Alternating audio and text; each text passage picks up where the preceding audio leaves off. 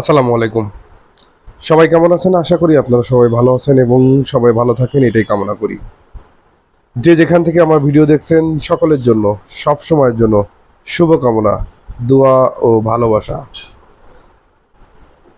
পোশাক শিল্পে কর্মরত সমস্ত শ্রমিক, কর্মচারী ভাই ও বোনেরা যারা আমার ইউটিউব চ্যানেলে সংযুক্ত আছেন, আপনাদের সকলকে গতকালকের প্রথম আলোর যে হেডলাইনে যে নিউজটি প্রকাশ করা হয়েছে সেই নিউজটি যেভাবে প্রকাশ করা হয়েছে সেভাবে আপনাদের সামনে তুলে ধরি, তাহলে আপনারা কিছুটা হলেও উপকৃত হবেন।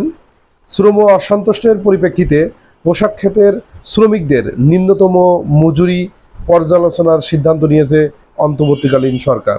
আপনারা জানেন গাজীপুর এবং আশুলিয়াতে 184টি কারখানা ইতিমধ্যে বন্ধ ঘোষণা হয়েছে।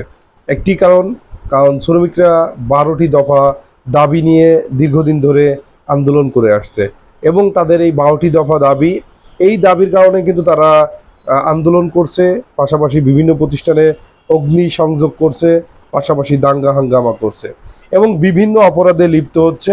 এবং তারই পরিপ্রেক্ষিতে কিন্তু এই অন্তর্বর্তীকালীন সরকার তারা একটা বৈঠক করেছিল এবং সেই বৈঠকে তারা এটা বলেছে যে শ্রমিকদের ন্যূনতম মজুরি পুনর্বিবেচনা করা যায় কিভাবে, সেই বিষয়টা কিন্তু তুলে ধরেছে।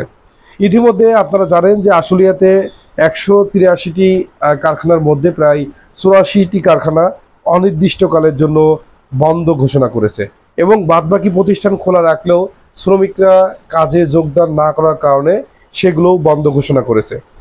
তো এই বিষয়টি কিন্তু আসলে আমাদের জন্য খুবই একটি খারাপ সিচুয়েশন, কারণ আপনারা যারা যেসব প্রতিষ্ঠান অনির্দিষ্টকালের জন্য বন্ধ ঘোষণা করেছে সেখানে কিন্তু আপনারা কিন্তু কোনো ধরনের ক্ষতিপূরণ পাবেন না, যে কারণে এই ধরনের বিষয় থেকে বের হয়ে আসা উচিত।